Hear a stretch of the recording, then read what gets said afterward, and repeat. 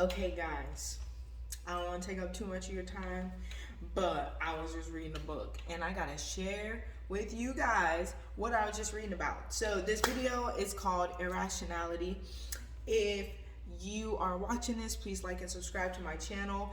I am praying for deep clarity in my expression of words when I explain this to you because I hope I can explain it as beautifully as I just read it. So, I was reading, and this book says, I thought the duck was coming to visit me. It always comes to my back porch. But I was reading, and it says that emotions basically are a physical response for survival to open us up to look around us. So our emotions are literally made for us to physically respond to what's around us. So if you notice, when you have emotions, a lot of times it's a physical response. It's not like in your mind. It's symptoms, like, excuse me, but it's symptoms. So it's like, your heart's racing fast, your face is getting hot, you're getting like more aggressive, like you might be more ready to fight, depending on if you're angry, you're crying, you're getting tearful. And so emotions are completely physical. And the part of your brain that manages your emotions is different from the part of your brain that manages your thought and your words. So hear me, people, because this is so good. I always thought that I couldn't express myself or I couldn't talk because I could never put my emotions into words. And the truth is that nobody can. You have to literally study your emotional response to get to the viewpoint of why you even started feeling that way and responding that way emotionally. So it takes a whole second step from being emotional to thinking about the emotions, right? So I hope you're following me here. So there was a quote, and it said, what did the quote say? It said pretty much that emotions are to be felt. They are important. They're to be felt. But below our emotions is viewpoints and judgments that planted the seed for that emotion to even be born. So for us as people, we have to step back from our emotions in the heat of emotions, and maybe to even begin to do that, maybe first we just not respond emotionally and just be mad in ourselves, like still be really freaking mad, but just in yourself. So you're not responding and you can really just think about how you feel. Or like cry by yourself, but don't really lash out or anything like that or respond. Because right now we need to step back from this emotion and study the emotion that's coming out of us so that we can get ahead of why we feel that way and what caused us to be that way. So I'm getting to why I called this video Irrationality, I promise. So a lot of times we respond to things so irrationally. We respond purely based off of emotion. And so you'll see people that are lashing out for no reason. Okay, it's me, people. Like when my kids, they stress me out sometimes. I get very irrational and I respond and I might yell or do something that is far less than what I should respond as a loving and nurturing mother. And so I want to get better at that. And so it's important for me to be able to study my emotions and why I respond a certain way so that I can respond on a different level, or I can hone in that emotion when it comes, realize that I'm going to respond with all of my emotional pain or all my emotional turmoil that I feel, as opposed to responding to the actual situation. Like this morning, my kids filled up the damn sink with water, right? So they fill up the sink with water, and I'm so mad because I'm trying to get them to school. School starts in 30 minutes, and none of us dressed, so I'm mad, and I'm like yelling, I'm so mad. It's not appropriate. I'm telling y'all, just being honest with you, because we're being vulnerable on my channel. So I'm yelling, I'm so mad, and my son comes over, and he rubs my shoulder, and he's like, "Mommy,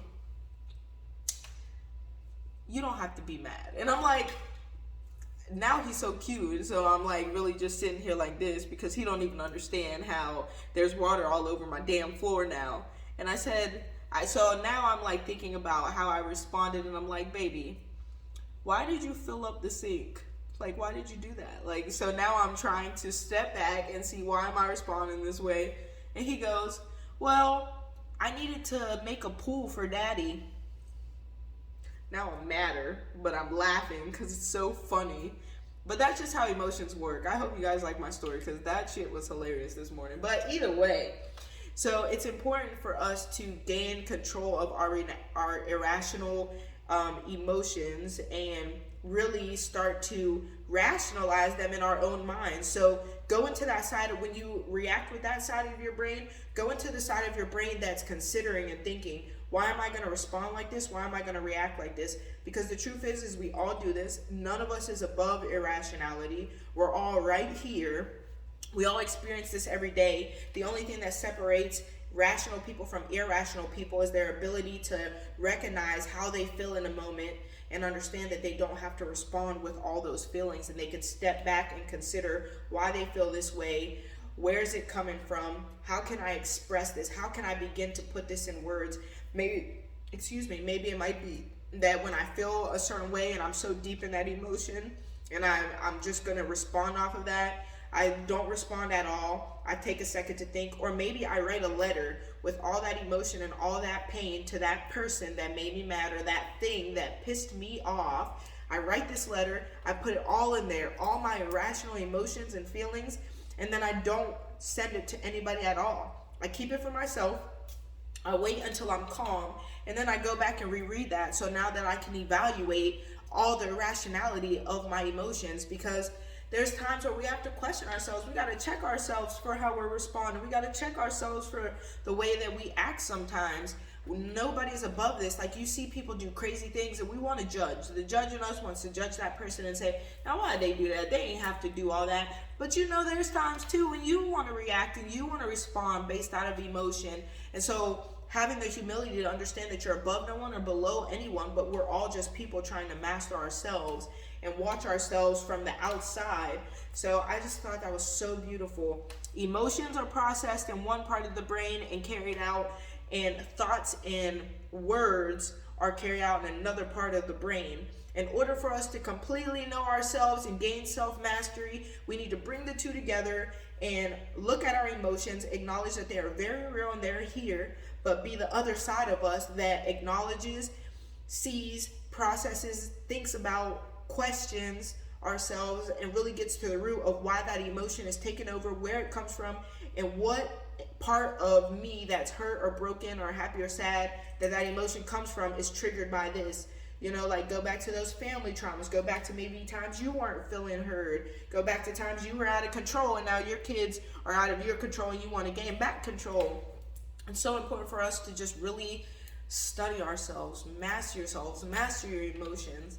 So I wanted to share that with you. I hope that you guys watch this. I hope that you like and subscribe to my channel, because I'm trying to get to 9 subscribers today.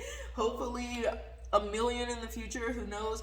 But I thought this was really good, and I was really happy to share this idea with you. I was really excited because I really thought I was just broken. And the truth is we're all broken. So I love you. I hope you have a great day. I hope you're smiling. I hope the sun is shining. I hope that if it's raining, you see how beautiful and immense the sky and the clouds really are. Yeah, have a good day, guys.